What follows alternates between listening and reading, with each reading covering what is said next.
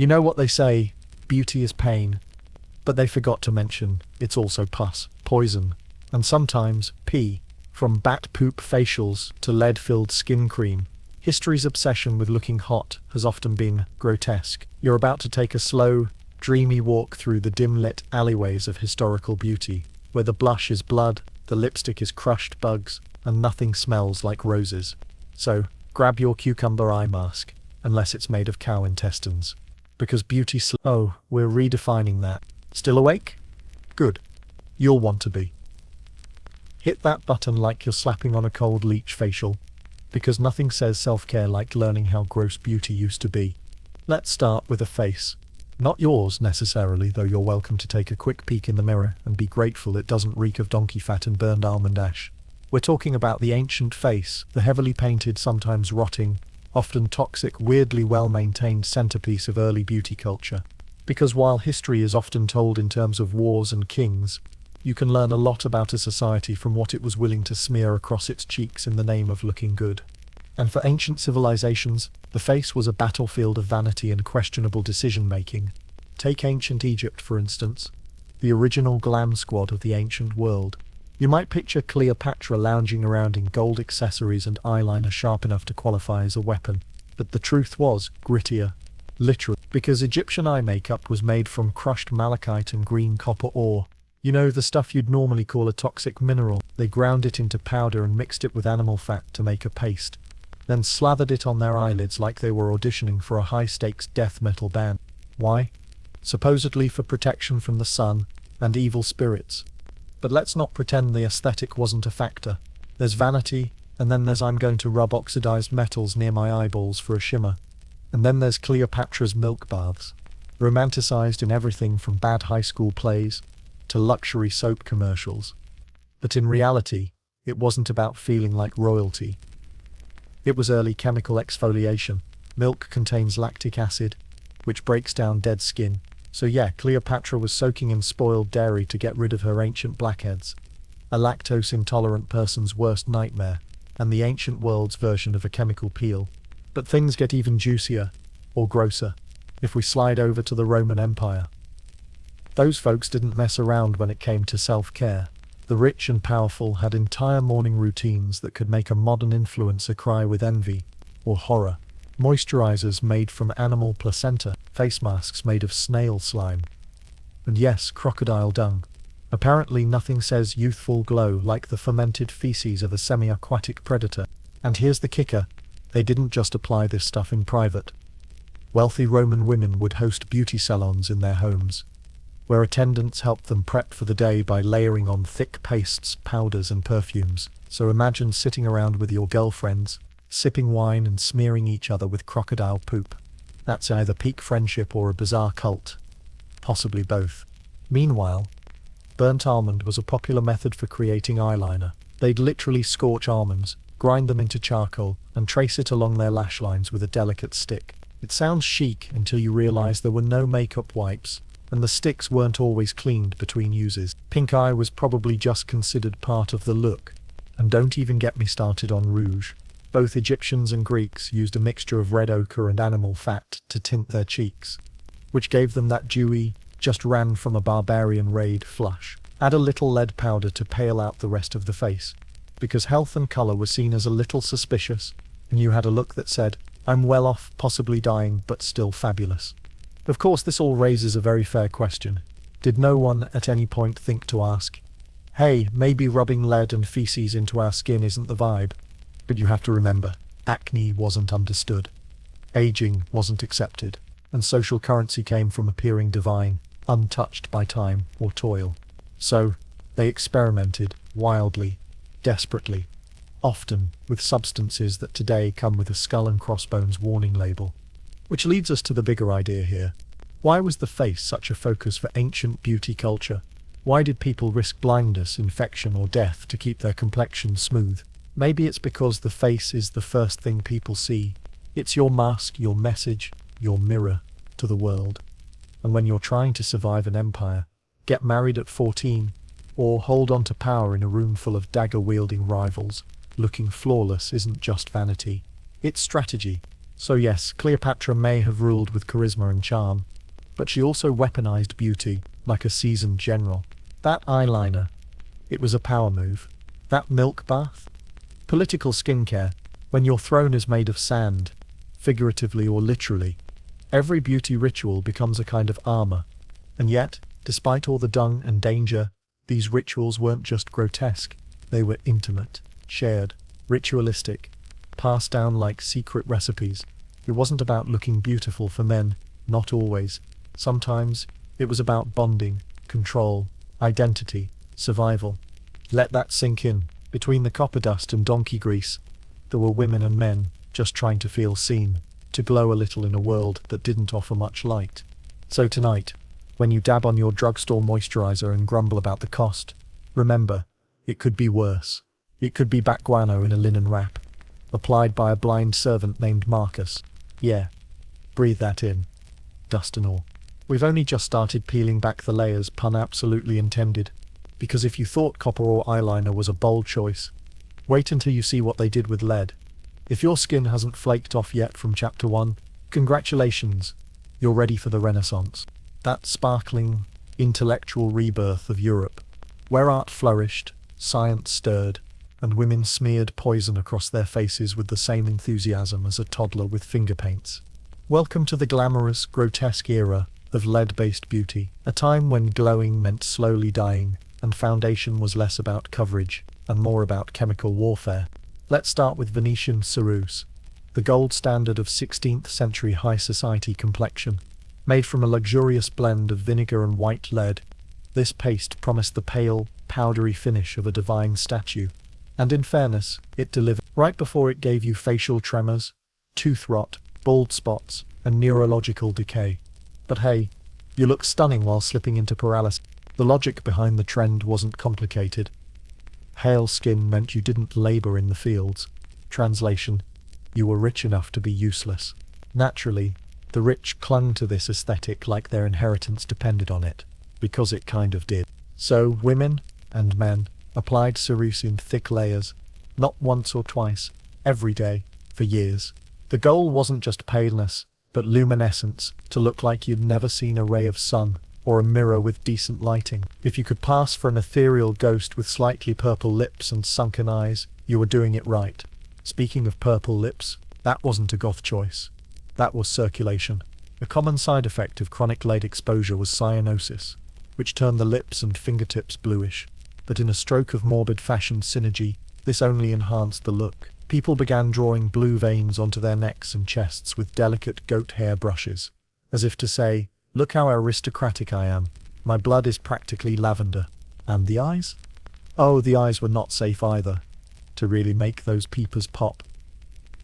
Renaissance beauty mavens turned to mercury-based eye drops, called belladonna, which dilated the pupils and gave the user a wide-eyed, dreamy stare. The kind of look that says, I'm both flattered and also possibly hallucinating. Belladonna, by the way, translates to beautiful woman, a name far more charming than its reality. Toxic nightshade squeezed into your eyeballs. Now, if you're thinking surely they noticed something was wrong, you'd be half right. People did notice the symptoms. The fainting, the shaking, the hair falling out like wilted spinach. But instead of blaming the paint, they blamed bad humors or jealous spirits. Some even doubled down, believing more ceruse would balance the bile. And the elite? They couldn't afford to stop. Public beauty was private politics. Queens like Elizabeth I were notorious for piling on ceruse, in part to conceal the scars of smallpox, but also to assert control, dominance, and eternal youth. Her iconic white mask wasn't just makeup, it was a statement. And beneath it, rotting skin, oozing sores, and allegedly a smell strong enough to wither tulips. But the illusion? Flawless. Let's not forget the lips, where cinnabar, another heavy metal compound, provided that rich, romantic red. Made from mercury sulfide, it was applied with brushes, sometimes fingers, sometimes awkward servants with trembling hands. Cinnabar was the same mineral used in ancient alchemy and paint pigments. In your mouth, where it belonged. Because what's the point of a dazzling white face if your lips aren't screaming, I licked the inside of a volcano? Of course, some tried to cheat the system. Natural alternatives included crushed strawberries, mulberries, and red beetles. But if it didn't sting, blister, or smell like metal, it wasn't considered effective. Pain was part of the performance. So we have to ask, why did death-face chic become so entrenched? Partly it was fashion, but mostly it was survival. Social, political, and literal. For women especially, marriage was a career move, and your face was your resume. The paler and more pristine, the better your chances of landing a husband, staying married, or avoiding the convent. Which is why so many women, generation after generation, willingly painted their skin with death. Because in the hierarchy of horror, a slow chemical breakdown was preferable to being poor, invisible, or unmarriageable. But there's a deeper irony here. These makeup rituals, these gilded, gruesome performances, weren't about vanity. Not really. They were about power. Agency. Control. In a world that offered women very little, beauty was one of the few currencies they could manipulate. Even if that meant melting slowly like a candle under the pressure of social expectations. It's sobering when you think about it. The same hands that cradled babies, wrote letters, or held books, also spread lead paste over skin lesions, reapplying with shaking fingers. The same women who inspired art, poetry, and scandal, decaying silently behind a mask no one dared question. So yeah, take a moment. Let that sink in.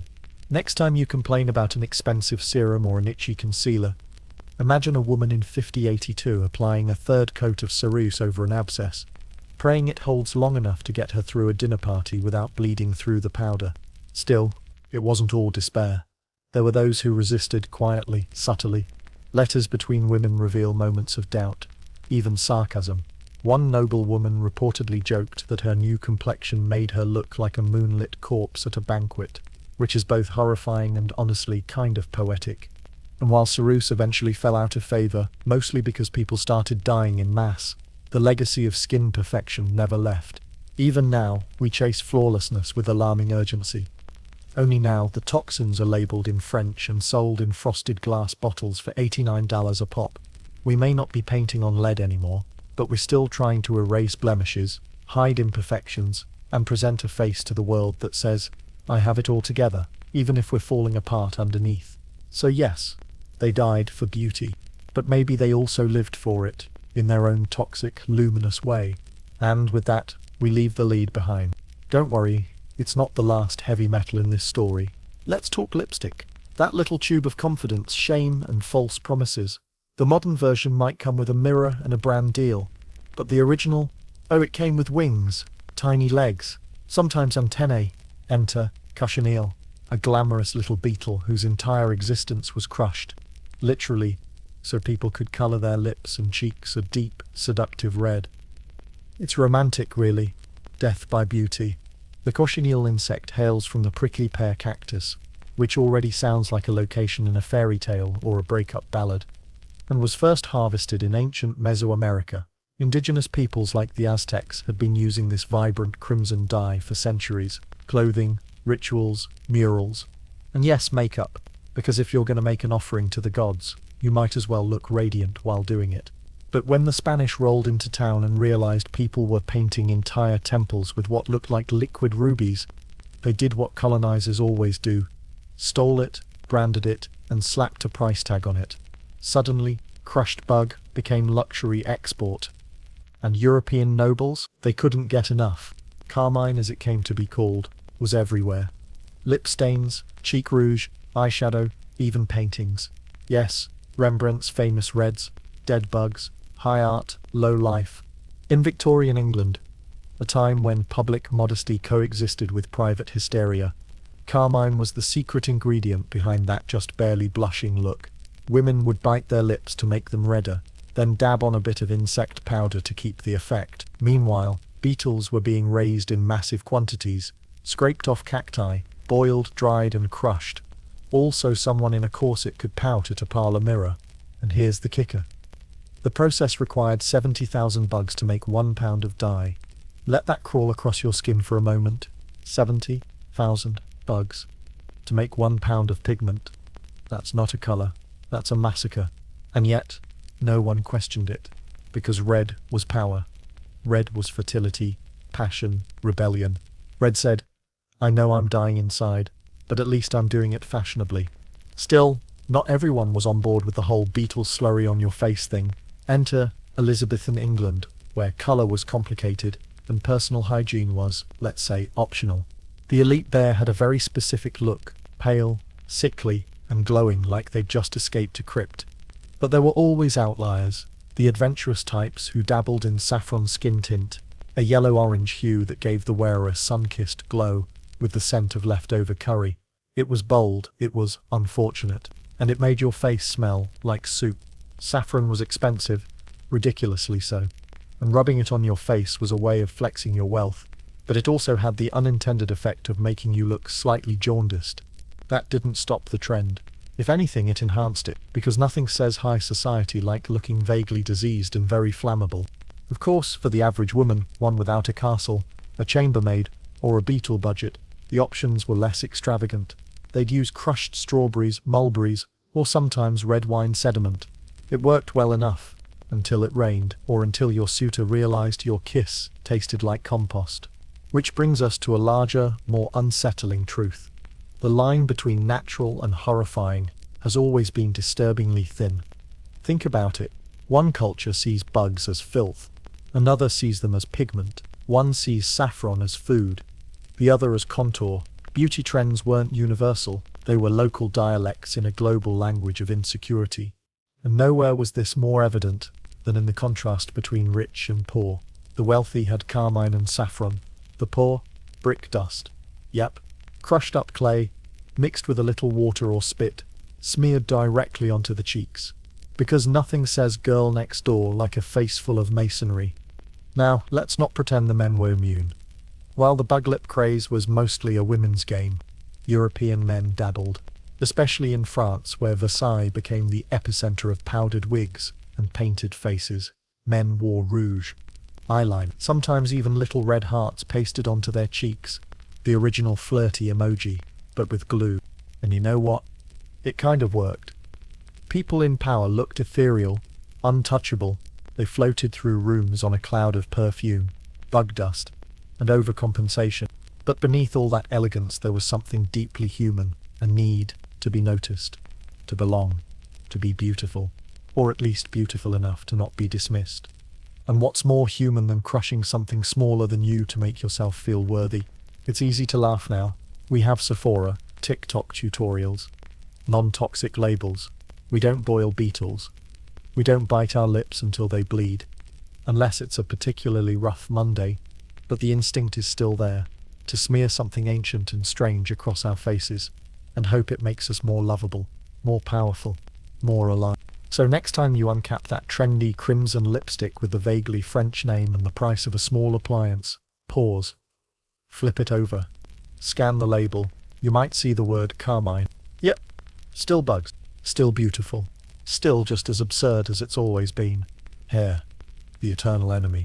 Across history, body hair has been treated with roughly the same enthusiasm as smallpox, something to be eradicated, feared, and discussed in hushed tones behind fans. But while modern marketing sells hairlessness with words like smooth, feminine, and fresh, ancient civilizations achieved it with a slightly different pitch: pain, fire, and medieval gardening tools.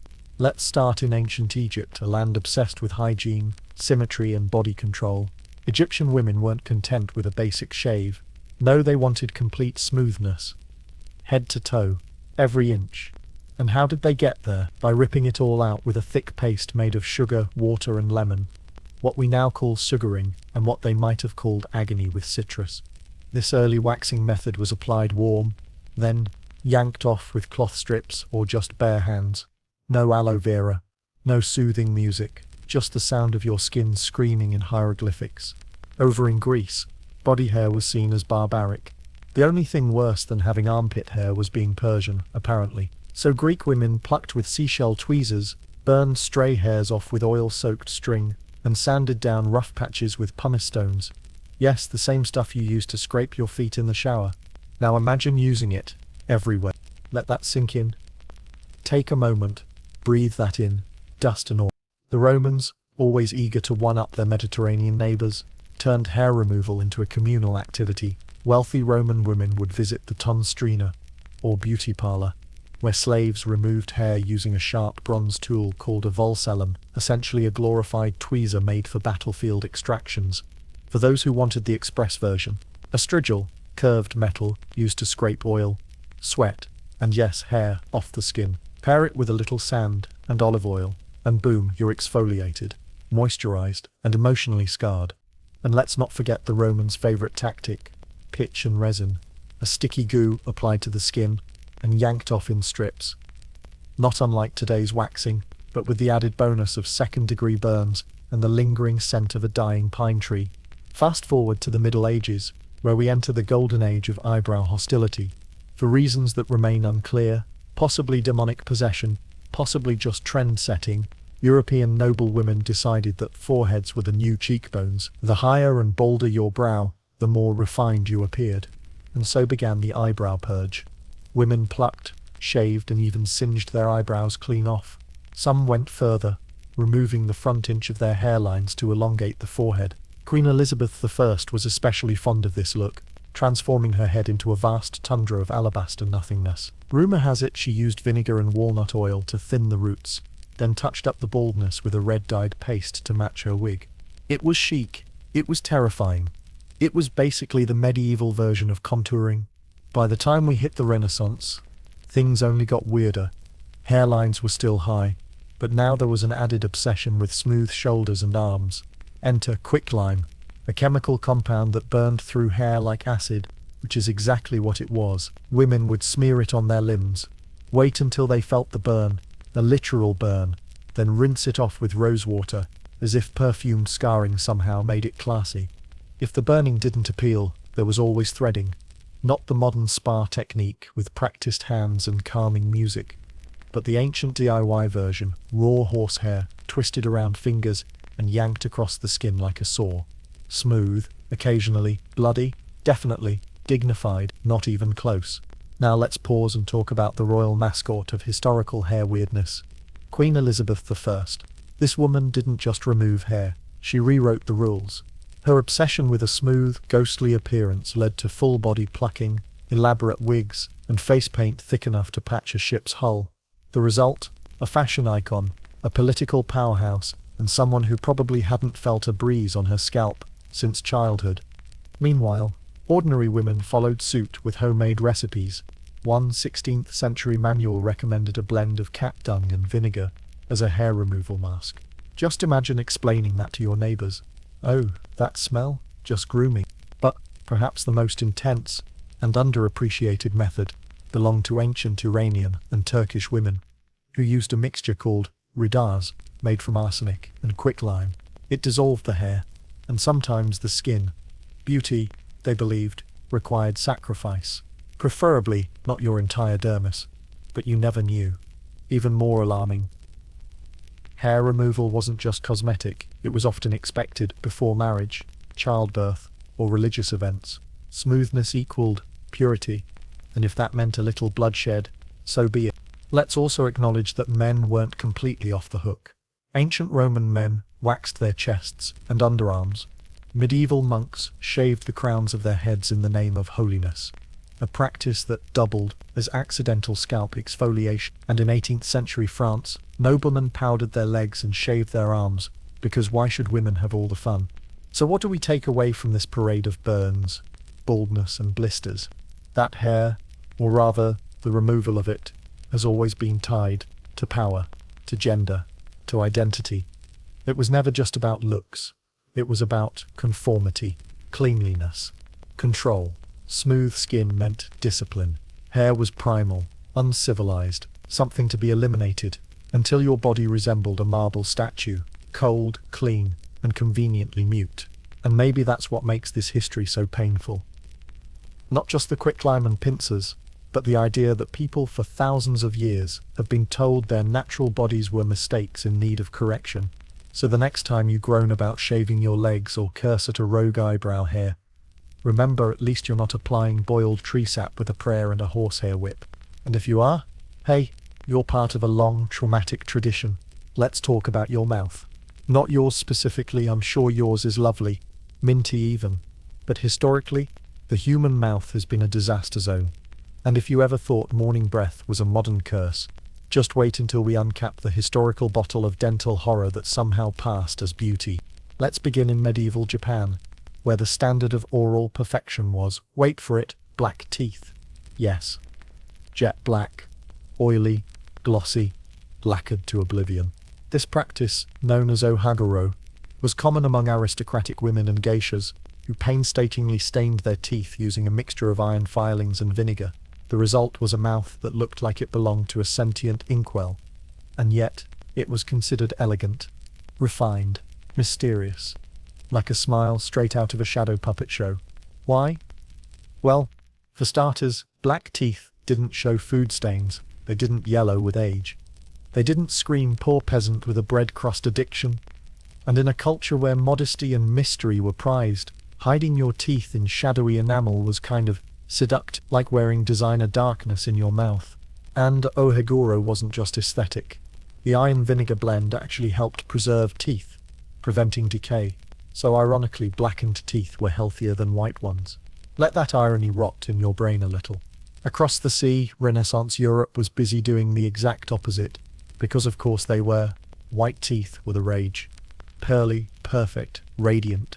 But how did one achieve this snowflake smile before the invention of toothpaste, floss, or the concept of dental ethics? Simple. Urine. Specifically, Portuguese urine. It was imported by the barrel to Italy, where it was swished, gargled, and even mixed into tooth powders. Why Portugal? No one really knows. Maybe they thought Iberian urine had better whitening properties. Maybe it was just trending, like kale, but horrible. Urine contains ammonia, which actually does clean teeth. So yes, they were gross, but not entirely wrong. Still, it raises important questions about who first made that discovery, and how desperate they had to be. If you didn't have a Portuguese pea dealer on speed dial, you could always go the DIY route: crushed oyster shells, burnt bread, or brick dust. Mix with honey or rosewater if you were fancy. If you weren't, just rub it on raw. For breath, herbs were everything. People chewed parsley, mint, cloves, not for taste, but to mask the stench of dental decay, infected gums, and whatever roast boar was still clinging to their molars from last Tuesday. The noble classes even carried pomanders, small, perforated balls filled with scented herbs, and would hold them discreetly near their noses when conversing with others. Basically the historical version of smell this instead. Still not fresh enough? Try a toothpick duel. In high society, men often engaged in subtle battles of oral hygiene. Fancy toothpicks made of silver, ivory, or even gold were displayed at court like weapons. You weren't truly refined unless you could extract a chicken bone from your molar, with grace, poise, and a tool worth more than most farms. And speaking of tools, some people took things a bit further. Take the case of one particularly eccentric 17th century French duchess, who insisted on using a wolf's jawbone as her toothbrush. Superstitious belief held that the wolf's spirit would protect her teeth, or at least terrify any cavities into leaving. Brushing, in this case, involved scraping, muttering prayers, and possibly snarling. The results? Questionable. The vibe? Immaculate. Now, let's pull back for a moment, because, as absurd as all this sounds, and it is absurd, there's a deeper logic at play. In most of history, the state of your mouth said everything about your status. Clean, white teeth meant you had time to care, time to indulge. Blackened teeth in Japan said you belonged to a refined class. Gold-plated teeth in parts of ancient Mesoamerica weren't dental bling, they were social armor. Meanwhile, rotting stumps, that was poverty, disease, or worse, age, and nobody wanted to look old. Even if it meant brushing with bones or marinating in ammonia. There's a certain poetry in that desperation, a tragic beauty in the idea that people for thousands of years have stared into mirrors, mouths open, wondering if what they saw was good enough. Sometimes they chose black, sometimes white, sometimes blood red, if the bleeding gums got out of hand. And through it all, the pursuit was the same: to be presentable, kissable, respected, or, at the very least, tolerable at court. Of course, the standards weren't always realistic. In fact, they often bordered on sadistic. Imagine being a poor maidservant in 18th century France, ordered to smile at a noblewoman only to be reprimanded for showing peasant teeth. Or a geisha in training, staining her teeth nightly with iron lacquer, while quietly wondering if she'd ever be allowed to laugh without consequence. Because beauty, even oral beauty, was rarely just about choice. It was expectation. It was code. And if you couldn't meet the code, you didn't get invited to the conversation. So tonight, as you brush your teeth with a soft bristled tool engineered by scientists, think of the ones who came before you, swishing vinegar, scrubbing with bone, praying their smile would buy them another day of grace. And maybe floss, just in case a 17th century noble ghost is watching. Let's talk about bathing, or more accurately, the stunning historical lack of it. We modern folks live in a world obsessed with lather, rinse, repeat. But for most of human history, the concept of washing regularly was considered somewhere between suspicious and medically inadvisable. Because back then, cleanliness was not next to godliness. It was, in fact, next to disease. See, the belief was that water opened up the pores, allowing in bad air, evil spirits, or worst of all, unfiltered peasant energy. If you exposed your skin too often to water, you'd basically become a sponge for plague. So naturally, people responded with the only logical solution: they powdered everything.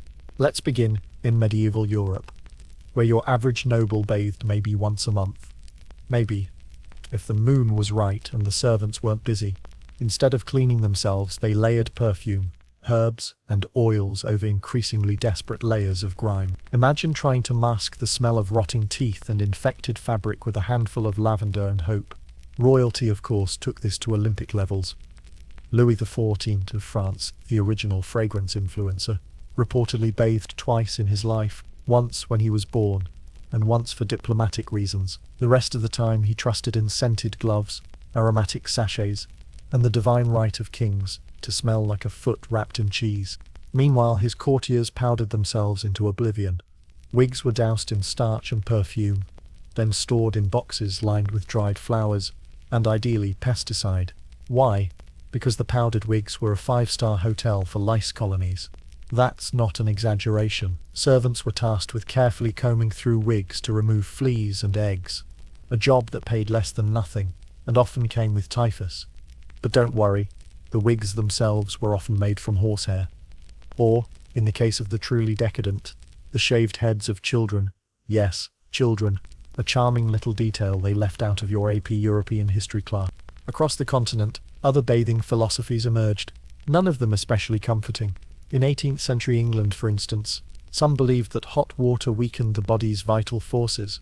So instead of full baths, people did what was called a dry wash, rubbing themselves with linen cloth, then dabbing perfume on the pulse points like they were marinating a roast. But if you were really fancy, you had a bathing shirt. That's right. You bathed in clothes to protect your modesty from your own skin. God forbid your kneecap caught a glimpse of your elbow. Scandalous. Meanwhile, over in ancient China, they had a different approach. Bathing was more accepted, even revered, but still not an everyday thing. Instead, the go-to solution for hair, dry shampoo, made from rice starch, ground herbs or clay. It was massaged into the scalp and brushed out, leaving behind a vaguely floral dust storm and a deeply confused sense of freshness. And in Rome, oh sweet Rome, bathing was both a social event and a microbial experiment. Communal baths were the place to see and be seen. You'd strip down, step into a hot room with 50 other sweaty strangers, and let the sweat of the empire coat you like a second toga. It wasn't about hygiene. It was politics, networking, maybe a little gossip, and definitely athlete's foot. The bathhouses themselves were architectural marvels, heated floors, marble statues, steam vents, but the cleaning tools, a metal scraper called a strigil, which looked like it was designed by someone who hated skin. You'd slather yourself in oil, scrape it off along with dirt and dead cells, and then toss the goop aside for some unlucky slave to collect, presumably to be used again, because sustainability. Now let's not pretend only the West was questionable. In parts of early modern Russia, steam baths or banyas were common, but the process involved being beaten with birch branches to stimulate the skin and promote circulation. You left the bath clean, sure, but also red, raw, and slightly traumatized. Still better than lice. In Islamic cultures, bathing had deep religious and cultural importance. Hammams, public bathhouses, were cleaner, quieter, and more regulated than their Roman cousins. You'd wash before prayers, scrub with a mitt, and soak in calm pools under domed ceilings. Finally, a culture that didn't treat hygiene like a fever dream. But even the best intentions got weird. In Victorian England, the fear of water returned with a vengeance. Doctors warned that hot baths could lead to hysteria, fainting, or spontaneous pregnancy. Not kidding. Women were advised to sponge themselves with vinegar and cold tea, avoiding their delicate areas altogether. Men weren't off the hook either. Too much bathing could lead to moral decay. Whatever that meant. Which brings us to the royal bathing record holder, Queen Isabella of Spain, who allegedly bragged about only bathing twice in her life. Once when she was born, and once before her wedding. Historians debate the truth of this, but honestly, it feels accurate. That dress didn't stand up on its own, after all. So what does all this say about us? About cleanliness, beauty, and the line between ritual and madness? It says that bathing, like everything else, was about more than hygiene. It was status. It was spirituality. It was fear. Sometimes it was all three. To be clean meant you were risking exposure. To be dirty meant you were protected. To powder yourself until your pores cried for mercy was seen as elegance. To soak in scented oil was indulgent, unless you were poor, in which case it was sinful. So tonight, when you step into your hot shower, think of Louis XIV avoiding his reflection. Think of powdered wigs, teeming with microscopic roommates. Think of the servant scraping Roman sweat from marble floors and wondering if the gods cared. And maybe, just maybe, use conditioner. You're already doing better than most of history. If there's one thing history loves, it's a slow death that comes in a cute container. Welcome to the Victorian era, where vanity met chemistry in a doomed love affair, and arsenic became the ingredient of choice for glowing skin and slightly faster funerals. Let's be clear, arsenic was not some back-alley beauty hack. It was mainstream. Chic. Marketed. You could walk into a 19th century apothecary and buy arsenic wafers wrapped in pretty paper, advertised with slogans like, "For a pale and perfect complexion," because nothing says radiance like a little light internal poisoning. These wafers promised porcelain skin, smaller pores, and freedom from blemishes. And sure, they delivered. In the same way cyanide delivers a good night's sleep. Users reported clearer skin. They also experienced dizziness, numbness, organ failure, and eventually death. But at least they were beautiful corpses. And the packaging? Lovely, delicate fonts. Satin boxes. It all screamed refined self-care, not you are consuming rat poison in mint-flavored lozenges. The logic, if you can call it that, went something like this. Arsenic constricted the blood vessels, reducing redness and giving the skin that fashionable, "I'm halfway to a fainting couch" pallor. It also killed bacteria, the kind living in acne, or the kind keeping you alive. Trivial detail. But arsenic wasn't just a snack. Oh no, it made its way into tonics, creams and soaps. There were arsenic-based shampoos, arsenic-laced face masks, and even water enhancers you could add to your tea, turning your morning routine into a Russian roulette ritual. And it didn't stop with arsenic. Victorian beauty was an entire apothecary of chemical horrors. Chalk water was another favourite. You'd mix powdered chalk into your drinking water to help clarify the skin. In reality, it just bloated your stomach, clogged your digestion, and gave you the haunted, hollow look of someone trapped in an Edgar Allan Poe story. Then came turpentine. Yes, stuff you use to clean paintbrushes. Victorian women would ingest tiny drops to make their breath smell like violets, not mint, not fruit. Violets. Because apparently, people wanted to exhale like a haunted garden. Turpentine was highly toxic. It caused internal bleeding, kidney failure, and a variety of hallucinations. But again, that floral aroma. Unbeatable. Of course, no historical beauty horror show would be complete without tapeworm pills. This little innovation emerged in the late 19th century and was marketed toward women who wanted to lose weight without giving up cake. The idea was simple. Swallow a pill containing a tapeworm egg, let it hatch, and allow the worm to do the calorie counting for you. Side effects included malnutrition, nausea, vomiting, and occasionally watching a living parasite crawl out of your body. But at least you could fit into that course. And if that's not commitment to the aesthetic, I don't know what is. Let's pause for a moment.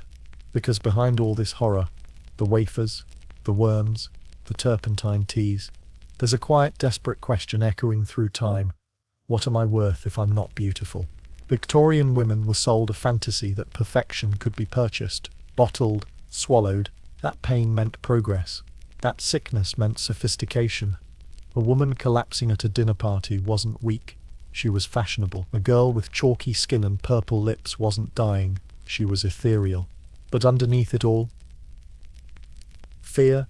Fear of aging. Fear of rejection. Fear of becoming invisible in a society that valued women for their looks, then punished them for trying too hard. Arsenic was not just a chemical. It was compliance, in powdered form. And the beauty industry, yes, it existed even then, knew exactly how to sell it. They used delicate language, euphemisms. They didn't say poison, they said complexion enhancer, refining agent, essence of youth. Just like today's brands don't say Photoshop, they say filter-inspired finish. History doesn't repeat itself, it just rebrands. And the men? Well, they weren't lining up for arsenic wafers, but they had their own rituals. Hair tonics filled with mercury, beard oils laced with formaldehyde, and of course, the eternal male tradition of pretending they were above beauty culture while secretly panicking about hairlines and waistlines. The line between vanity and survival was razor thin, and often literally fatal. One infamous case involved Lucy, a 19-year-old dressmaker in Manchester who took daily arsenic wafers after a friend told her it made the eyes sparkle. For a while it worked. People noticed. She glowed. Then she started losing her hair. Her teeth loosened. Her hands shook. She died at 22. At her funeral, one mourner said, "She looked like a doll, so pale and perfect. No one questioned why." So yes, they died for beauty. They withered politely. They smiled through the sickness. And society applauded. Because better a pretty corpse than a plain survivor, right? Let that sink in. Today we've swapped the arsenic for retinol, the turpentine for tongue scrapers. But the promise remains the same. That transformation lives in a bottle. That pain is a small price for beauty. That the mirror knows what matters. But you know better. Or at least you're starting to. So tonight, when you look at your reflection, under the glow of a bathroom light that flatters no one, remember Lucy. Remember the wafers. Remember the garden of ghosts that bloomed in the name of a glow. And maybe, just maybe, skip the overnight detox tea. Fashion has always been about sacrifice. But sometimes, that sacrifice was your organs. Let's begin with the corset, the skeletal exoskeleton of the 18th and 19th centuries. At first glance, it's a garment, a structured bodice, lace, whalebone, silk, lovely really, until you realize it was designed to reshape your torso like a particularly judgmental boa constrictor. Corsets weren't just snug, they were industrial. Some were pulled so tight that the ribs shifted. Internal organs moved. Women fainted, constantly. Not because they were delicate flowers, but because their lungs were being held hostage by their own underwear. That's why fainting couches existed. They weren't decor, they were crash pads for women whose corsets were so tight they couldn't finish a sentence without blacking out. And yet, it was worth it. Because the hourglass figure was the mark of femininity, discipline, and upper-class refinement. If you could afford to have your body gradually squashed into an unnatural shake, congratulations, you were a lady. Now, just to be clear, corsets didn't always kill, but they certainly maimed. Autopsies from the era showed warped rib cages, compressed livers, and stomachs folded like tragic origami. One doctor described a patient's organs as being relocated entirely to the wrong districts, which is an elegant way of saying her spleen went on an unsupervised field trip. But corsets were only one chapter in the long novel of fashion-induced suffering. Let's pivot to foot binding in Imperial China. This wasn't a trend. It was a generational trauma. Young girls, often as young as 5, had their toes broken, curled under, and bound tightly with cloth. The goal? To create a 3-inch foot known as a lotus. It symbolized beauty, obedience, and marriageability. The reality? Infection, bone disintegration, lifelong disability. The process took years. The bindings were tightened daily. Girls screamed. Mothers wept. But they did it anyway, because an unbound foot meant social rejection. It meant poverty. It meant no husband, no status, no survival. And so they crushed bones for a future they'd never walk confidently into. Let that settle for a moment. Breathe that in. The silence of thousands of women limping through life for the privilege of being chosen. Then there were the neck rings of the Kayan women in Burma. Starting in childhood, brass coils were placed around the neck, and more were added as the girl aged. Contrary to myth, the rings didn't actually stretch the neck. They pressed the collarbone and ribs downward, creating the illusion of elongation. It wasn't painless. It wasn't comfortable. It was heavy, literally and metaphorically. But it was cultural, beautiful, a badge of identity, a lifelong statement. And once the rings were in place, they stayed. Removing them could cause pain, disorientation, and social exile. So was it oppression? Expression? Both? Neither? That's the uncomfortable truth of beauty rituals. They don't fit neatly into barbaric or empowering. They exist in the in-between, just like high heels. Originally invented for Persian cavalrymen, yes men, they allowed soldiers to lock their feet into stirrups while shooting arrows. Practical. But by the 17th century, Europeans had adopted heels as status symbols. And eventually, women were the ones left wobbling. Victorian heels were narrow, unstable, and meant for display, not walking. Women took dainty, mincing steps, not because it was cute, but because their footwear was functionally a death trap. A twisted ankle was practically a love letter. Now let's take a horrifying detour into Mercury.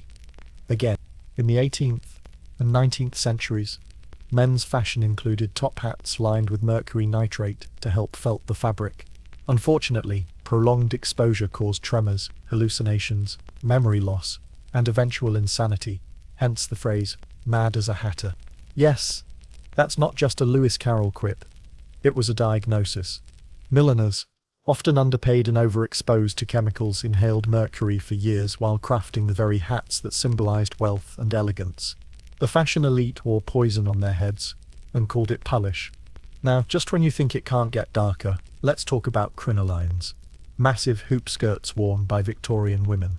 They looked regal, floaty, like you were gliding through the drawing room on a cloud of tulle. But they were also fire hazards.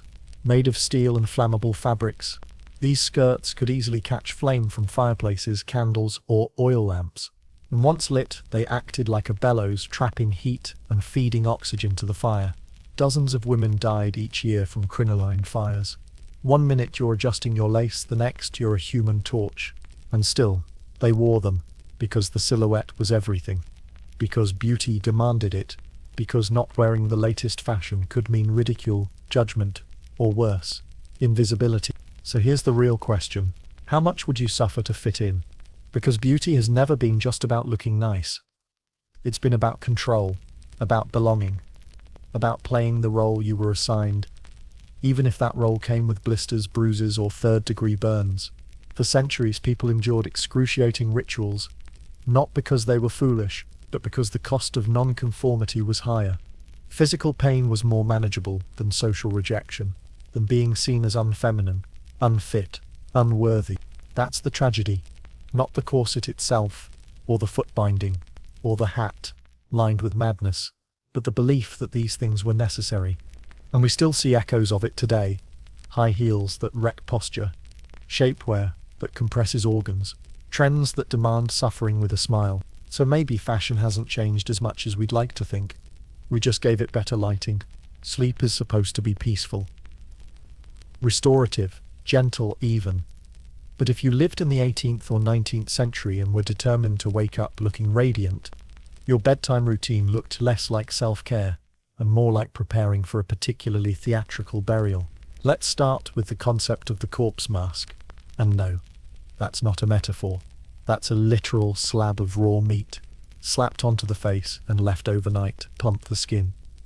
Pork, beef, veal, pick your protein. The idea was that the natural juices would seep into the skin, hydrating it. What it actually did was rot slowly on your cheeks while you dreamed of social relevance. If you were wealthy, you could afford veal. If you were poor, you settled for beef trimmings. Either way, you woke up smelling like an abandoned butcher shop and looking like someone had slapped you with a cold apology. But meat masks were just the beginning. Let's take a dreamy little stroll into the world of belladonna eye drops, a nighttime favorite among women who wanted to keep their pupils dilated even in sleep. Belladonna, meaning beautiful woman, is derived from the deadly nightshade plant. 1 drop made your eyes wide and shiny. 2 drops made them glossy and haunting. 3 drops? Potential blindness. But beauty demanded commitment. If a man stared into your enormous, watery pupils and couldn't quite tell if you were alive or about to faint from organ failure, success. Belladonna wasn't only about aesthetics, though. It was about mystique. You looked perpetually surprised, perpetually interested, like someone who had just been told a delightful secret, even if that secret was, your vision is permanently damaged. And then there were sleeping masks. Not the silky kind you find at spas today. These were concoctions of pig fat, crushed herbs, and chalk. You'd smear them on thick, forming a paste that dried like plaster. It was heavy, it cracked, it smelled like a haunted barn. One popular recipe involved goose grease and egg whites. Another used lead powder and lavender. Yet another required fermenting bread soaked in milk and wine, applied to the face like a soggy blessing. There was elegance, in theory, in practice. Mouldy sourdough taped to your face. Some women went a step further. One 18th century duchess famously stored her night cream in a human skull, a gift from a deceased lover, or maybe just a particularly bad therapist. The skull sat on her vanity, filled with a custom blend of oils and powdered pearls. She believed it kept her youthful. It definitely kept her weird, but let's not pretend the body stopped at the face. Women also bound their hands at night to prevent fidgeting that might smudge the makeup. Some wore gloves filled with wax and rosewater, sealing in moisture like a florally scented curse. Others wrapped their heads in muslin to maintain the shape of their powdered wigs, sleeping stiffly like bejeweled mummies on borrowed time. And speaking of hair, if your wig was removed before bed, a luxury not all could afford, your scalp still needed attention. A nightly scalp massage with almond oil was ideal. If that wasn't available, sheep tallow would do, because nothing says elegance like going to bed greased like a roast. Let's not forget the neck. To prevent wrinkling, women would sleep with their heads elevated, sometimes by stiff pillows, sometimes with boards, to ensure the neck stayed elongated and uncreased. The resulting posture was less cozy slumber and more Victorian vampire waiting for dawn. Some even wore collars to bed, soft linen versions of their day corsets, to train the neck into perfect posture while they slept, because apparently your spinal alignment needed to be bullied at all hours. And if you're thinking surely this wasn't comfortable, you'd be right. But comfort wasn't the point. Control was. Sleep wasn't a refuge from beauty standards. It was part of the campaign. A time to work quietly, chemically, obsessively, toward perfection. Even the air was curated. Victorian women often slept with scented sachets under their pillows, lavender, chamomile, dried rose petals, not for relaxation but to purify the skin through aromatic influence. One manual claimed that inhaling jasmine all night would encourage the blood to glow. Whatever that means, it all sounds absurd, ridiculous, hilarious even, until you remember the stakes. For many women, beauty wasn't optional. It was insurance. Insurance against abandonment, against poverty, against ridicule. If you weren't born beautiful, you had to manufacture it, even while unconscious. And so, the bedroom became a laboratory, a performance space, a battlefield. The irony, of course, is that these rituals often did more harm than good. Belladonna ruined eyesight. Lid masks poisoned the blood. Meat masks caused infections. But if you woke up with even the illusion of radiance, the pain was dismissed. After all, no one saw the effort, just the result. And if the result was slightly terrifying in the daylight, well, that was just part of the charm. So tonight, as you wash your face with overpriced serums and scroll sleepily through your feed, consider your historical sisters. Imagine lying in a 4-poster bed with a pig-fat mask, lavender-scented gloves, a corset collar, and belladonna tears crusting in your eyes. Also, your husband wouldn't trade you in for a younger model with better ankles. And then, appreciate your cotton pillowcase. You've earned it. So you've smeared lead on your cheeks, scrubbed your gums with vinegar, slept with beef glued to your face, and still, tragically, You're ugly. What's a girl to do? Simple. You call in the supernatural, because before there were influencers, there were witches, and before there were serums and shade rangers, there were potions, prayers, and powdered frogs stored discreetly under your pillow. When beauty couldn't be bought, it had to be summoned. Let's start in medieval Europe, where women turned to folk magic to fix the face that God, genetics, or puberty had apparently botched. Beauty spells were common, whispered from mother to daughter, scrawled on scraps of parchment, or inscribed on bread. Yes, bread, then eaten under the light of a waxing moon. Imagine manifesting your glow-up by chewing stale sourdough at midnight. Delicious, empowering, mildly yeasty. One such charm instructed the practitioner to wash her face in dew collected from rose petals before sunrise, but only on Fridays, and only if Venus was in the right mood. Another suggested whispering your desired features into a mirror, while combing your hair with a comb made from animal bone, preferably a goat. Not for aesthetic reasons, just goat energy apparently. Then there were love potions, because what's the point of being beautiful if no one wants to chase you through a candlelit meadow? The ingredients varied wildly. Some called for dried rosebuds and clove oil. Others went straight for the unhinged, menstrual blood stirred into wine, or a piece of fingernail buried under your crush's doorstep. One 16th century guide recommended collecting your own tears, mixing them with honey, and dabbing them behind your ears. If he still didn't notice you, add hair from his comb, and recite a Latin prayer about desire and destiny. Honestly, this could have been an early Pinterest board, but it wasn't just about attraction. Magic was also used to maintain beauty, or prevent it from being stolen. In many cultures, a beautiful woman was considered vulnerable to the evil eye, to jealous spirits, to, neighbor. So women wore charms, talismans, braided herbs into their hair to ward off curses. In some Slavic traditions, young girls weren't allowed to look in mirrors at night, lest a spirit steal their reflection, and with it, their beauty. So next time you check your under-eye circles at 2 a.m., remember, you're also tempting fate. In ancient Rome, there was a spell involving a snake's skin, anise seeds, and moonlight chanting, all to ensure youthful skin. In the Middle East, women rubbed their faces with fig milk while reciting verses from poetry or scripture. In parts of West Africa, certain beauty rites included drawing sigils on the skin, using ochre and ash, calling upon ancestral energy for strength, allure, or protection. These weren't silly superstitions, they were strategies. In a world without dermatologists or legal rights, ritual became armor, magic was agency. And sometimes it worked. Or rather, it gave women a sense of control, a system, a plan, even if that plan involved chanting over snails. Ah yes, snails. Ancient Greek women believed that the mucus of snails had rejuvenating properties, so they let them crawl across their cheeks, slowly sliming their way toward anti-aging salvation. And in a twist of history being both ridiculous and correct, modern science actually backs this up. Snail mucin is now a $500 million industry. So who's laughing now? Probably the snails. But things got darker too. During the witch-hunting centuries of early modern Europe, many beauty practices were labeled as sorcery. A woman who brewed herbal tonics for clear skin. A witch. A woman who wore herbs around her neck to prevent hair loss. Witch.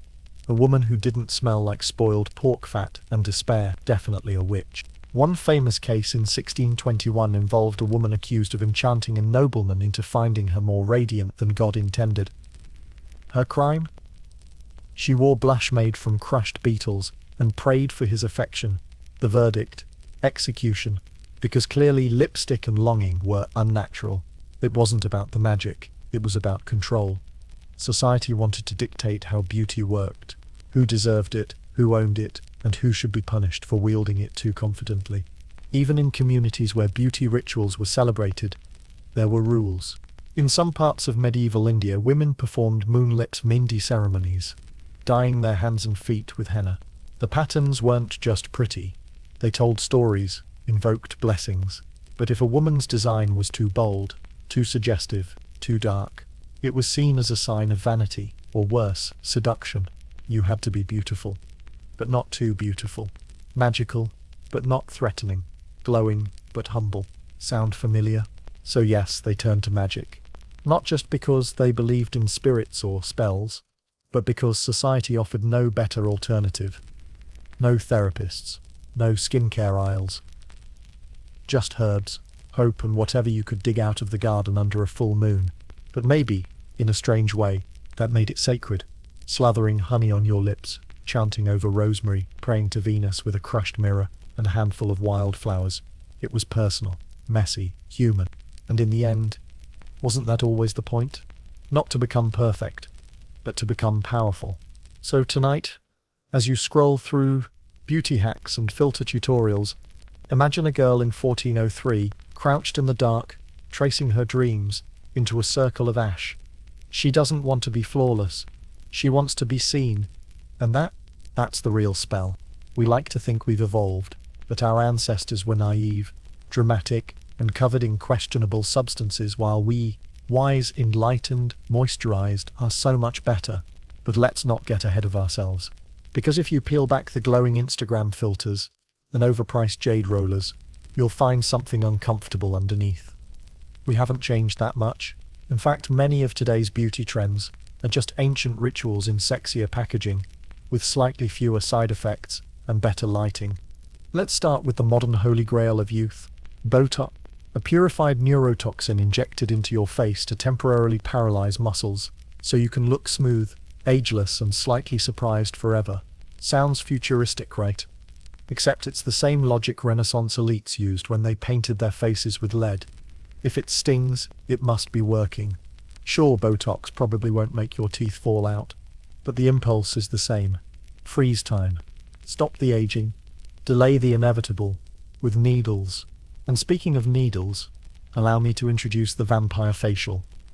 Popularized by celebrities with access to private dermatologists and an unusually high tolerance for gore, this trend involves drawing your own blood, spinning it in a machine, and then injecting the plasma back into your face.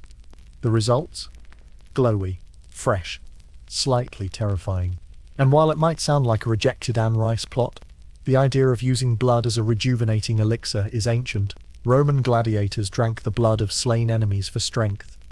Medieval apothecaries sold powdered mummies as a cure for age and disease. Is it cannibalism? Is it skincare? Is it both? Let's not dwell on that too long. Then there's the snail slime. Yes, it's back.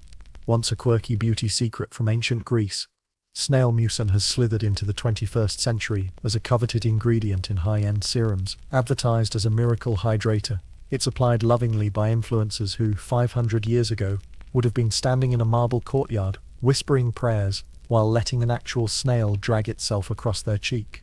Progress. But the parallels don't stop at ingredients. They live in the language too.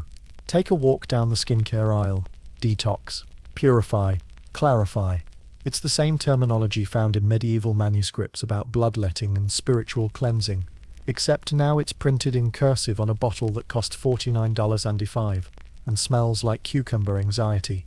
And those celebrity endorsements? They're just the modern equivalent of royal decree. Back then, if Queen Elizabeth I wore white lead, so did everyone else. Sores be damned. Today, if a pop star launches a collagen line and posts about it from a private jet, millions buy it. The substance changes. The psychology doesn't. Even the rituals remain eerily familiar. Consider the 10-step Korean skincare routine. A soothing, deeply personal process that requires time, intention, and a small fortune in ampoules. Now compare that to the morning routine of a Roman noblewoman. Oil cleansing, exfoliation with flour, face masks made from honey and herbs, and a final rinse with rose water. One has retinol, the other had donkey milk. Same energy. Then there's the omnipresent filter, that subtle blur of skin texture, the digitally enhanced cheekbone, the brightness adjustment that says, "I woke up like this," while quietly erasing every trace of reality. It's magic, but not the fun, spellbook kind. It's the sanitized, algorithmic, passive-aggressive cousin of folk ritual. Instead of whispering to mirrors under the moon, we now beg our front-facing camera to spare us the truth, and we judge accordingly. We judge the pause, the laugh lines, the unedited selfies posted as a statement that somehow still looks suspiciously good. We compare, obsess, and purchase. We exfoliate in the morning and digitally smooth ourselves by night. Then we pretend not to care, because real beauty is on the inside, right? Tell that to the $600 billion global beauty industry. Now, before this turns into a full existential spiral, let's acknowledge something important. Not all modern beauty is bad. We have better science, safer products. Most of the time, we know when something is toxic. Usually. But we also carry the same fears: aging, invisibility, imperfection. The same ones that led a Victorian woman to swallow arsenic, are now whispering to a teenager through a sponsored post about lip filler. Different platform. Same pressure. So what do we do with that? Do we delete the apps? Smash the mirrors? Flee into the woods and smear berries on our cheeks like medieval influencers in exile? No. We remember that the beauty rituals of history weren't silly. They were survival. They were hope. They were community. And today's rituals, however commodified, still reflect that very human desire to be seen, and to be seen as enough. There's nothing wrong with wanting to glow. There's nothing wrong with enjoying a serum, a contour palette, or a 7-step routine that makes you feel like a functioning human being. But maybe, just maybe, we can glow with awareness, with humor, with a little less desperation, and a little more compassion. So next time you roll on your eye cream or swipe on that carmine-tinted gloss, think of the women who came before you, the ones who powdered with lead, painted with poison, and prayed for a love spell to kick in before dinner. And then look in the mirror. Really look. Because you're not just a face. You're a continuation of a story that's been told in ashes and honey, in whispers and snail trails. And whether you post it or not, that's something worth seeing. Let's drop the sarcasm for just a moment, not completely, don't worry, but just enough to let something else in: grief. Because for all the powdered wigs, beetle lipstick, and Victorian face bacon, there's a quiet truth that runs underneath every absurd ritual we've explored so far. It hurt, not metaphorically, not artistically, literally. Bleeding gums, blistered skin, poisoned bloodstreams. Every beauty ideal came with a bill, and more often than not, women, especially women, paid it in private, with interest. Take Isabelle Dulac, a 17th century French noblewoman known for her porcelain beauty. She was envied, praised in salon, painted twice by a royal court artist who insisted she had the skin of moonlight and the lips of crushed coral. What they didn't paint: the open sores beneath her lead foundation, the constant nausea from mercury eyeliner, the headaches, the vomiting, the fatigue. She died at 32. Her death was ruled natural because at the time, no one wanted to admit that chasing flawlessness could be fatal. Her maid reportedly whispered, "Madame died beautiful," a eulogy and a warning, all in one. And that wasn't rare. It was routine. Because the standards weren't just high, they were cruel, unreachable, arbitrary. And the irony, the people setting them weren't the ones suffering from them. Royal courts decided that high foreheads were desirable, so women burned their hairlines. Men declared pale skin virtuous, so women smeared on arsenic. Every ritual, every product, every night spent sleeping in pig fat or rosewater gloves was a way of asking, do I matter now? And if that sounds familiar, because despite our modern lighting, science and packaging, we still live with those questions, still sell answers disguised as creams, still frame perfection as a responsibility, especially for women. In 18th century Japan, the geisha world carried its own quiet brutality. Beneath the grace and artistry were routines so strict they bordered on monastic. Young Maiko, apprentice geishas, trained endlessly in dance, etiquette, conversation, and appearance. Their beauty was not spontaneous. It was engineered. They wore layers of white makeup, blackened their teeth, painted on perfect crimson lips in a style that made speaking difficult. The obi, the wide sash tied at the back, was wrapped so tightly it left bruises, and it had to be re-wrapped daily by assistants trained to make the knot sit just right, like a visual poem stitched with pressure. At night, many Maiko slept on wooden neck blocks to preserve their elaborate hairstyles. If they rolled off, they were punished. Sometimes physically, sometimes with humiliation, sometimes with silence. The worst kind of disapproval in a world where reputation was currency. Some bled, some fainted, all smiled, and still, they were admired. Poets wrote odes to their elegance. Foreigners called them living art. No one asked what it felt like to go to bed knowing your beauty had to be earned again the next morning through pain, precision, and erasure. Because that's the real price, isn't it? Not just the products, not just the effort, but the idea that your worth is conditional, that every smile, every compliment, every opportunity is a reward for compliance, for enduring, for shrinking into the mold. And yet, they kept doing it. Not because they were brainwashed or vain, but because in many cases, there was no other option. Marriage wasn't a partnership, it was survival. Beauty wasn't indulgence, it was strategy. A well-executed face could mean security, protection, the difference between being treated with a shred of dignity or being dismissed, discarded, or worse. So they powdered, they peeled, they bled, not out of weakness, but out of will. And that, in its own tragic way, is power. Not the kind that liberates, but the kind that endures. The kind that says, "You may control my choices, but you will not break me." The quiet resistance of a woman choosing how to suffer, because no one ever offered her the choice not to. It's tempting to look back and roll our eyes, to mock the rituals, the ingredients, the absurdity of putting your faith in crushed pearl or goat bile. But that's easy, lazy, evil. Harder is recognizing ourselves in their stories. Harder is admitting that we still spend our days contouring our insecurities, editing our reflections, and hoping that maybe, this time, will be enough. Different chemicals, same hunger, different mirrors, same prayers. And what does that leave us with? The question, one that women have been whispering through rouge-stained lips for centuries. Who would I be if I didn't have to be beautiful? It's a question we don't ask often enough, or answer honestly, because the truth is messy, liberating, and a little terrifying. So yes, let's remember Isabel, the geishas, the maids, the duchesses, not as victims, not as fools, but as people who navigated a brutal system with grace, grit, and a lot of goat grease. And maybe, just maybe, let's start paying attention to the price tags we don't see. The ones we're still charging to ourselves, every day, in pursuit of someone else's definition of perfect, because beauty, real beauty, shouldn't have a body count. Before there were beauty influencers, there were imperial apothecaries. Before marketing campaigns, there were monks peddling miracle powders and snake oil barons promising eternal youth in a bottle. And before billion-dollar cosmetic brands plastered glossy ads on subways and screens, people were already being sold a dream, the same dream just with fewer vowels and way more lead. Let's get one thing straight.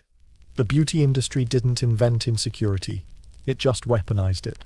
Picture it, ancient Rome, a bustling market lined with stalls hawking every conceivable powder, perfume and paste. Merchants screamed about the exotic origins of their wares, Egyptian kohl for bold eyes, frankincense-infused oils to capture the gods' attention, and blush made from wine-soaked sheep fat. Yes, really.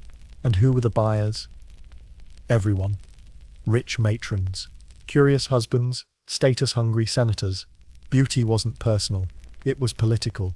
The paler your skin, the less labor you did, the more scent you wore, the more elite you seemed, the more expensive your mirror, the more seriously people took your opinions. In short, vanity paid dividends. And when there's a profit to be made, there's always someone happy to sell you the cure, usually to a problem they made up. Fast forward a few centuries and enter the Renaissance beauty trade, where entire economies sprang up around looking pale, demure, and slightly coarse-like. Italy, France, and England became booming centers of cosmetic innovation, or, depending how you look at it, biohazard experimentation labs in powdered form. Venetian ceruse, a delightful blend of lead and vinegar, was sold in delicately carved boxes for premium prices. French beauty patches, literal velvet stickers shaped like stars and moons, covered up scars left by smallpox or mercury cream. In Elizabethan England, merchants were shipping in crushed mother-of-pearl by the barrel. And the messaging? Consistent. You're not enough yet. But you could be. If you just tried this one thing. Sound familiar? Because now we've entered the modern era. And by modern, I mean the 19th century, where advertising started to look suspiciously like gaslighting with a logo. The Victorians mastered it. Beauty manuals were printed in mass, promising women that, with the right regimen of arsenic wafers, ammonia hair rinses, and modesty, they could be truly loved. Soap companies launched full-page newspaper ads with headlines like, "Are you offensive? Try Pear's soap." Offensive? To whom? God? Society? Your own reflection? Didn't matter. The goal was to sell you the fear. The solution was extra. By the 1920s, Hollywood had entered the chat, and suddenly, millions of women were comparing their faces to Greta Garbo's cheekbones and Clara Bow's Cupid's bow lips. Cosmetic companies exploded. Helena Rubinstein, Elizabeth Arden, Max Factor. Brands weren't just selling makeup, they were selling identity. "You too can look like her," they whispered. "If you spend, suffer, and obey." And we listened. We still do. Today, the global beauty industry is worth over $600 billion. That's billion. With a B, more than the GDP of most countries. It's an empire, built not on foundations of skin health, but on the subtle erosion of self-worth, one wrinkle cream at a time. Ever notice how every ad is both a compliment and an insult? You're gorgeous. But imagine if you had this serum. You deserve to glow. Here's a little something to fix what we won't name. It's genius. Sociopathic, maybe. But genius. Even social media, the wild west of beauty culture, has found a way to profit from insecurity at scale. Every filter, every no-makeup look, every 3 a.m. skincare haul is part of a machine that runs on one basic fuel. You're almost there. Almost. But here's the kicker. The goalpost never stops moving. Back then, it was white skin. Then it was tan, thin lips, then full lips, bushy brows, then pencil brows, then laminated caterpillars on your face. And every time the standard shifts, guess what? You need new products, new tools, new techniques. It's like a treadmill made of glitter and shame. And yes, men are in the game too now. Slowly, subtly, but profitably. Beard oil, tinted moisturizers, anti-aging serums with names like Brutox and War Cream. Because masculinity is fragile, but apparently still moisturizable. It's not just about capitalism, it's about control. Because the more time we spend worrying about our pores, our jawlines, our leg hair angles, the less time we spend challenging the systems that convinced us we were flawed in the first place. So, what's more disgusting? The beauty rituals? Or the reasons behind them? Because when you look closely, the rituals were never really about beauty at all. They were about signaling, about surviving, about belonging, about winning a game where the rules were made by people who never had to play it. And when you pull that thread, it gets personal. How many hours have you spent plucking, shaving, curling, exfoliating, toning, contouring, or regretting? How many dollars? How much pain? How much mental space? And for what? A nod from a stranger? A like on a post? A fleeting sense of control in a world that rewards impossible standards? Yeah. Let that sink in. Here's the truth they don't advertise. You were never the problem. Your face, your body, your scars, your hair, your age, your weird tooth. None of that was a flaw until someone with a product told you it was. So go ahead, wear the makeup. Buy the cream. Love the ritual. There's power in choosing how you present yourself. Just remember, empires only stand if we keep buying the lie. When we think of historical beauty rituals, the first images that spring to mind are usually powdered wigs, painted cheeks, and women fainting into corsets. But hold your horses or your wigs, because men were far from innocent in this glamorous chaos. In fact, if history were a party, men showed up early, decked out in more makeup than half the room, ready to outshine, outscent, and outstrut their female counterpart.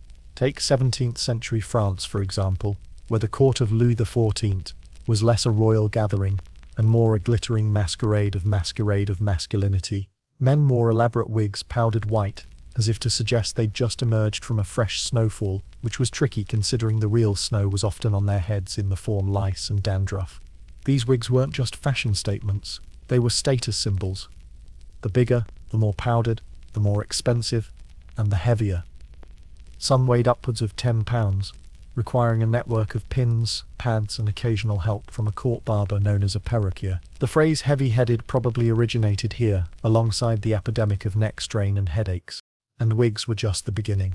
Men painted their faces too, rouge on the cheeks, white lead powder on the skin, The same toxic concoctions women used to achieve that ghostly pallor. Lips were tinted red, eyebrows penciled in, and eyelashes darkened with soot. Why? Because paleness wasn't just feminine, it was aristocratic. A man who worked outdoors, peasant. A man who carried a sword and polished his face, royalty. In fact, men's beauty standards were often even more rigid than women's. A single visible blemish could mean ruin for your social standing, especially in courts where image was everything. You couldn't just rely on charm or wit, your face was a billboard for power. Fast forward to ancient Korea, where male warriors, yes, warriors, were just as invested in appearance as the court ladies. They applied kohl eyeliner to their eyes, not just for aesthetics but to reduce glare from the sun and intimidate enemies. But it also gave them an air of mystery and danger, the ancient equivalent of the smouldering gaze perfected by every James Bond actor ever. And let's not forget the Roman senators. While we usually think of Roman men as stern togas-wearing stoics, many actually took grooming seriously. They used perfumes extracted from flowers and herbs, shaved carefully, and maintained hairstyles that involved more upkeep than a modern Instagram influencer's morning routine. Even the Victorians had their share of male beauty obsession. Gentlemen's grooming kits were stocked with razors, brushes, scented powders, and hair tonics infused with mercury. Yes, the same poison that did wonders for skin pallor also made a cameo in men's grooming rituals. If mercury didn't kill you, the tight collars and heavy cravats just might. Victorian fashion for men wasn't about comfort, it was about projecting an image of control and refinement, often at the expense of actual breathing room. And speaking of control, male beauty practices were deeply entwined with masculinity. To adorn oneself was not to be vain, but to assert status. The more time and resources spent on grooming, the clearer the signal. I am powerful, I am elite, I am above manual labor. This is where it gets interesting. For centuries, men's grooming was less scrutinized socially than women's. Not because it was less intense, but because society assumed men's vanity was natural and unthreatening. A man who wore makeup was sophisticated. A woman who did the same risked being labeled frivolous or worse. This double standard laid the groundwork for centuries of gendered beauty politics. And yet, men's beauty culture was never static. In the 1920s, the so-called flapper era introduced the metrosexual man who paid attention to skincare, hair, and even makeup. In the modern day, men's grooming exploded into a multi-billion-dollar industry. Beard oils, concealers, tinted moisturizers, and yes, Botox for bros, cheekily dubbed Brotox. So what drives this madness? Vanity? Survival? Social signaling? Probably all of the above. Because beauty, in every era, is about power. Who has it? Who wants it, and who gets to define it. Men's participation in beauty culture isn't new. It's part of a long story about identity, control, and the human desire to be seen as worthy. And if history teaches us anything, it's this. Underneath the powder and perfume, the scars and paint, men and women alike have always been wrestling with the same question. Am I enough? So here we are, at the end of our parade of powders, poisons, potions, and powdered wigs. You've survived a historical gauntlet of beauty rituals so odd, so agonizing, and so inventively disgusting, it's a wonder anyone in history had the energy left to do anything but nap.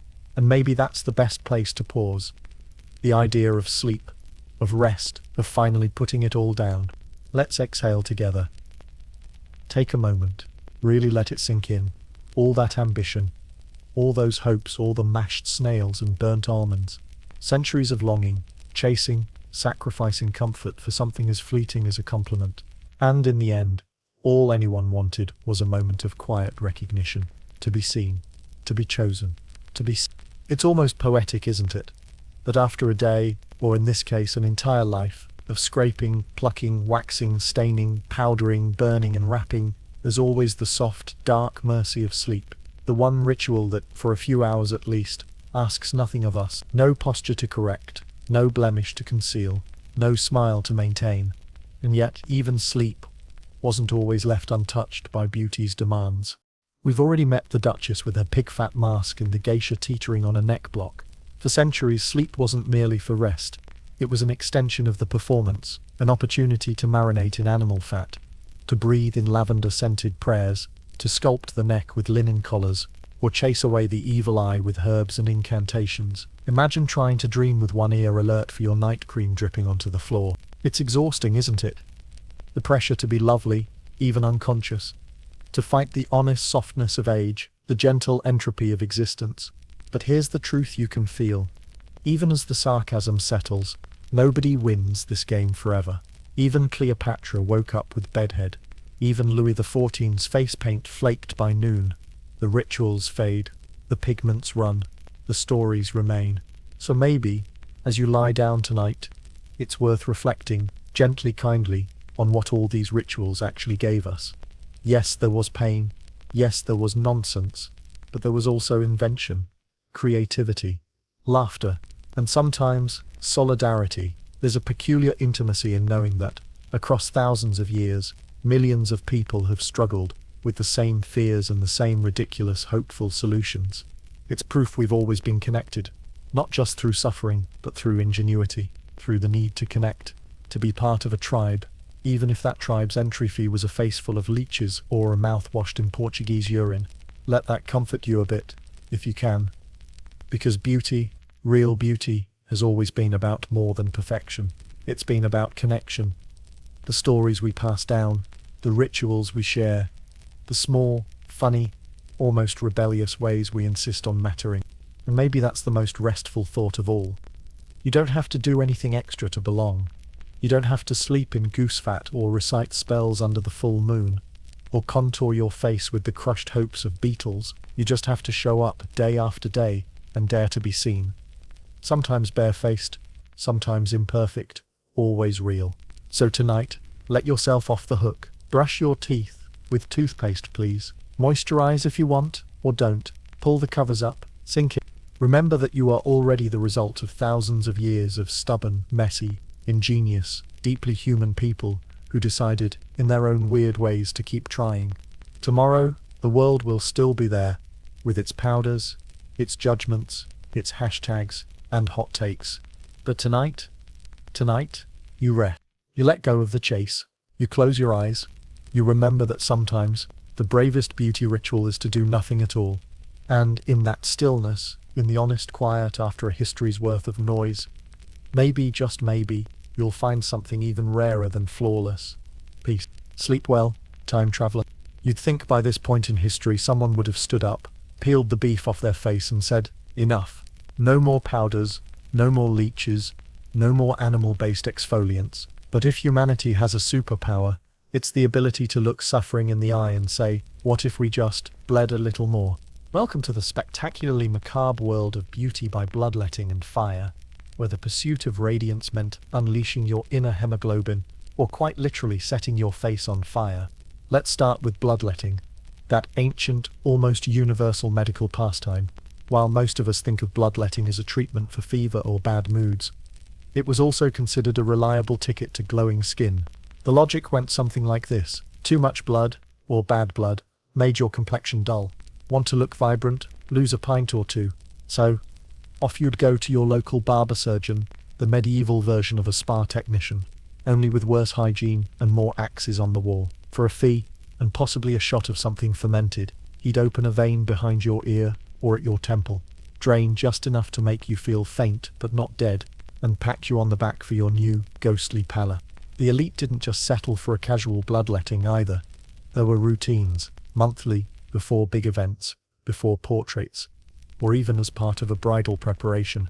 There's even record of one 16th century French noblewoman, the radiant Lady de Vienne, who insisted on having her cheeks refreshed with a few leeches before every ball. Her secret weapon, a bowl of chilled leeches waiting under her vanity table, ready for action. Nothing says ready to mingle like a couple of slimy freeloaders dangling from your jaw. Of course, bloodletting wasn't reserved for the rich.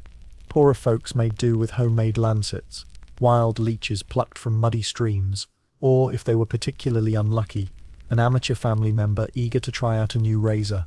The result was always the same, a flushed, fragile look that could be read as delicate, fashionable, or on the verge of collapse, which honestly you probably were. But let's raise the stakes. If bloodletting wasn't dramatic enough, how about fire cupping? Practiced for centuries in parts of Asia and the Middle East, this ritual was part medicine, part cosmetic. A glass cup was heated with a flame, then pressed against the skin to create suction. The resulting bruises were considered signs of good health, and sometimes good looks. In some beauty circles, fire cupping was done on the face to draw out toxins and bring a rosy, plumped-up glow to the cheeks. Rosy? Sometimes. Swollen, spotty, and mildly traumatized. Always. But hey, what's a little discomfort in the name of radiance?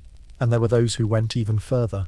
Enter Clara of Württemberg, a 17th century noblewoman whose quest for beauty was matched only by her tolerance for pain, and apparently the smell of burning flesh. Court records describe Clara submitting to a branding ritual intended to burn out the evil humors that marred her complexion. She emerged with a face full of scars and, briefly, a surge of courtly admiration, though, let's be honest, most of that was probably just shock. Clara's fate. Not exactly a fairy tale ending, but her story burned into the gossip of the royal court. A cautionary tale whispered to daughters and servants alike. Beauty hurts, but maybe not this much. All this raises a question, one that hangs in the smoky air above every hot cup and open vein. Why did pain become so entwined with beauty? Was it the allure of control, the promise that you could shape your destiny, or at least your face with enough sacrifice? Was it about belonging, following a ritual that made you part of an elite club, or was it just another game of one-upmanship, a contest to see who could endure the most in pursuit of admiration? Maybe it was all of these things. Maybe, in a world full of uncertainty, pain was a currency you could spend, proof that you were committed, tough, willing to do whatever it took. Let that settle for a moment, because even today we see the echoes, the chemical peels, the microneedling, the willingness to spend a paycheck on a procedure that promises to rejuvenate through discomfort. Maybe we're not setting our faces on fire, but the torch has been passed. So next time you grimace at a blackhead extraction or sigh at a particularly aggressive exfoliator, remember Clara. Remember the leeches in the fire cups and the medieval spa days that ended in bandages and bed rest. And then, just for a moment, be grateful for the humble, modern pimple patch, for the gentle serum, for the ability to say nope to leeches without social consequence. Because in the grand sweep of beauty history, we're the lucky ones, the ones who can choose comfort, the ones who can close our eyes at night, knowing our radiance isn't paid for in blood or flame. Sleep on that. This is the part where the lights fade, the powders settle, and the echo of ancient beauty rituals hushes to a whisper. You're left, finally, not with a list of horrors or oddities, but with the most human question of all: why did we do all this to ourselves? It's easy to laugh at the past, at the dung masks and leech facials, the arsenic candies and snail trail serums, but laughter is a mask too, sometimes. It keeps us from seeing the raw need beneath the ridicule, the longing to be wanted, to belong, to feel, even for a moment, that we might be enough. Because for every disastrous trend, there was a quiet hope. Maybe this will work. Maybe this will change everything. Maybe tonight, I'll go to bed, beautiful, and wake up see. That hope is older than any empire. It's older than the Egyptian coal, the Roman strigil, the French powder puff. It's older than mirrors, and it's never just about beauty. It's about power, survival, and the unspoken rules of a world that has always demanded women, and often enough, men, trade pieces of themselves for a fleeting sense of worth. Let's peel back the final mask. For the women who scraped, plucked, bled, and burned, beauty was sometimes the only currency they controlled. In a society where you might not own your body, your property, or even your voice, you could at least own your ritual. The preparation, the patience, the pain, even when it cost you dearly, it was a way to declare, I am here, I matter. Look at me, even if just for a moment. It was a secret language, a negotiation, a protest hidden beneath layers of rouge and rice powder. Some rituals were protective, others punitive, but all of them were attempts to take a little power back from a world determined to withhold it. Think of the geisha, sleeping upright, her head resting on a wooden pillow to protect a hairstyle that would earn her both adoration and aching muscles. Think of Clara of Württemberg, bearing her scars in the ballroom, equal parts spectacle and warning. Think of every girl who ever pressed her face into a cold mirror, whispering a spell or a hope into her own reflection, willing herself to be enough. And yes, think of yourself. Maybe your ritual is a sheet mask and a cup of tea.